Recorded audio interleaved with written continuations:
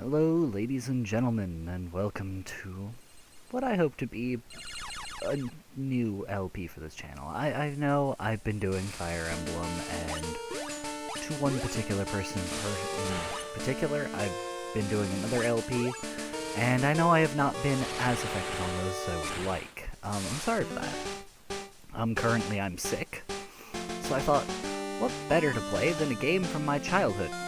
You know, one I've got a little bit of an attachment and investment in. One that also has a whole bunch of fun little glitches that some people are aware of, but not everybody is. And so I thought, well, everybody does a Pokemon Let's Play, let's do one that's a little bit more educational. But we're gonna start from scratch, just so that way you guys know what's going on here. Also, so I can see if my settings work for my recording right now.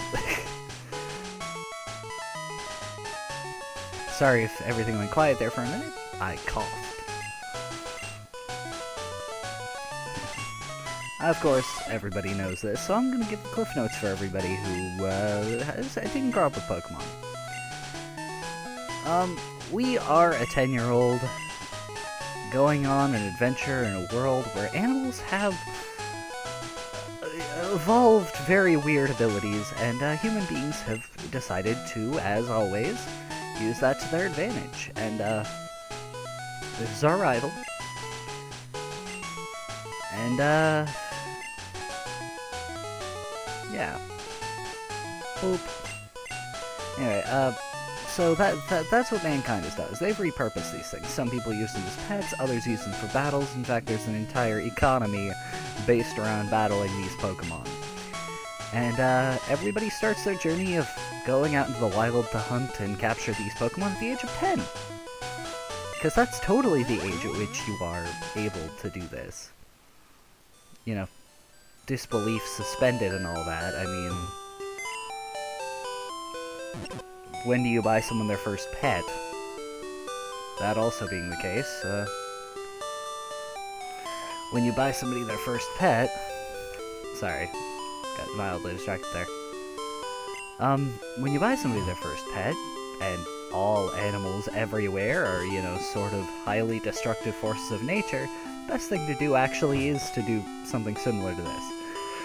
Now, I'm just gonna go straight for the usual business. If you come out here, Professor Oak, who is the guy that greeted us, and always looked very eerie and creepy to me the very first time I played this, he's coming to tell us that wild Pokemon live out in the grass, and that we need one for our own protection if we want to go out into it. Which again, if even the butterflies are capable of shooting you with psychic blasts, I'm pretty sure outside is the least safe place to be in the Pokemon universe in general. Let me think. Oh, that's right. I told you to come. Just wait. Here, BCS. There are 3 Pokemon here. Haha! They're inside the Pokeballs. As if I didn't already know that. When I was young, I was a serious Pokemon trainer. In my old age, I only have 3 left, but you can have one. Choose. Hey, Gramps, what about me? Be patient, Dev. You can have one too. Okay, now this actually works out beautifully. But this is the first one, and we don't get to keep these, obviously. Charmander obviously prefers hot places. When it rains, the steam is said to spout from the tip of its tail. So, you want the fire Pokemon Charmander? Nope. After birth, its back swells and hardens into a shell, powerfully sprays foam from its mouth. That is good grammar. I'm good at English. Sorry, I am goofing off a little bit this early. I'm trying to get in the mood. No, we don't want that. We want this one. A strange seed was planted on his back at birth. I put it there. The plant sprouts and grows with this Pokemon. It's kind of a messed up science project I've been working on. But yes, we want Bulbasaur. And this name has a legacy that I'm sure you guys will come to understand as we continue this, because I want to go through, all of the, Pokemon games. Just the originals. hopefully I can do that. But right now, this is Clover. Like I said, you may start to notice a pattern with me and these, because I'm gonna be doing something similar with other Pokemon. But, anyway. So you receive Charmander, the fiery guy. Now what would be your first instinct as a newly bound trainer? To go out and explore and get more Pokemon, right? Nah. I totally waited for you to, like, have a Pokemon so I could, like, figure out if it would be set on fireable or not. Da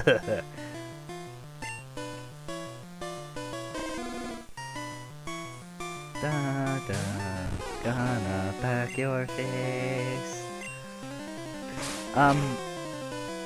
No, Clover, don't miss! This is part of the reason why I grabbed that potion early on. I actually plan on using Clover, because there's something really cool involving Clover. But, Bulbasaur's the most likely to lose this very first battle. He really is, and that's unfair and sad. But it's just the truth of the matter. Because Charmander's faster, and it hits harder, and just generally speaking, it is the worst possible person to face off against, in general. I don't know what the developers had against Bulbasaur, I really don't. Because it's not just Charmander fight early on, it's just in general. In general, Bulbasaur tends to get crapped on in this game. But that's okay, because there are other things to deal with than that. Oh my god. If he actually kills me despite using that potion, I am gonna be livid. That's the other thing. This first game, Gen, not very good at pre-scripting their, starting battles so you get experience. But it's okay, because they have a cutscene in case you lose. In fact, most speedrunners can't use Bulbasaur, specifically because it loses the fastest, at least with the glitch that exists only in Japanese, green and red, which is the ability to switch items with Pokemon in order to jump around places and get to the Hall of Fame, thus winning. Smell you later. Sorry, I should be reading all this. Great dialogue, but I missed these games. I kinda did. I mean, ugly sprites and all. The entire game. I really like it. This guy also gives us a potion, so that's nice. And don't worry about going to your house to heal, because yes, you can do that. Because after your rival battle, it will just automatically heal your Pokemon, so don't worry about that. Just enjoy the world. And the pleasant music of Route 1.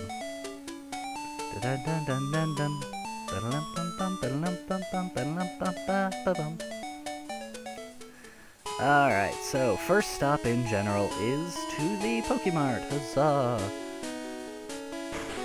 Hey, you came from Pallet Town!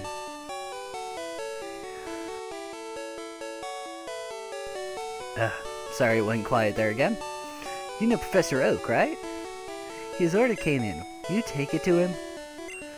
And nobody even asked, they just sort of, here, have. I'm like, okay, fine, whatever.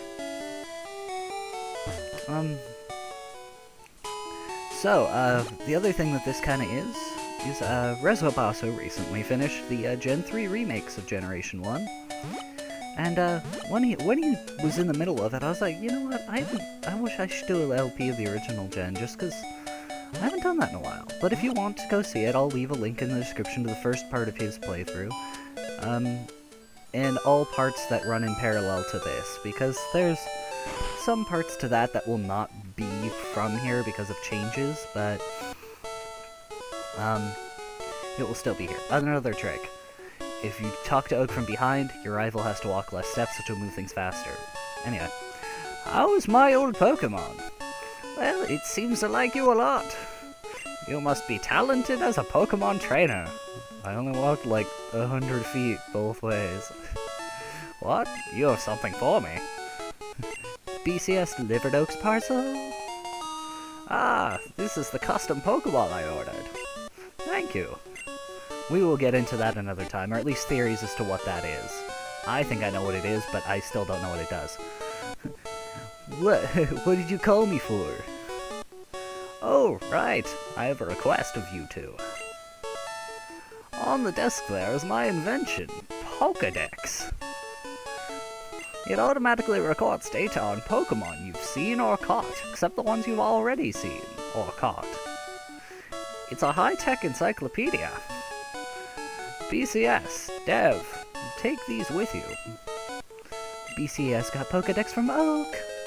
I can't believe I pulled it off that time. I'm gonna have to make sure that's properly synced.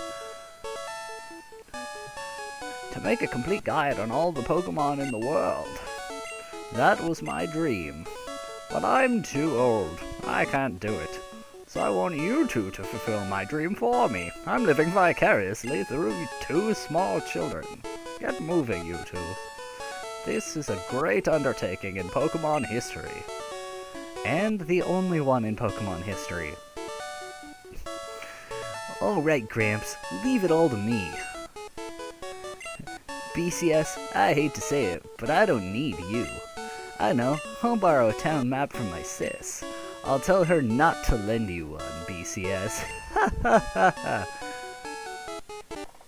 He's kind of an a-hole, but who cares? I am super cool, and you totally aren't.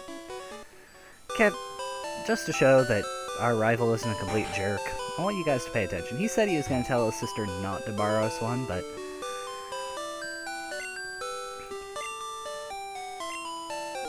yeah, he didn't. He wasn't going to. There was no intention there. He's not really a bad guy. He's just kind of self-righteous.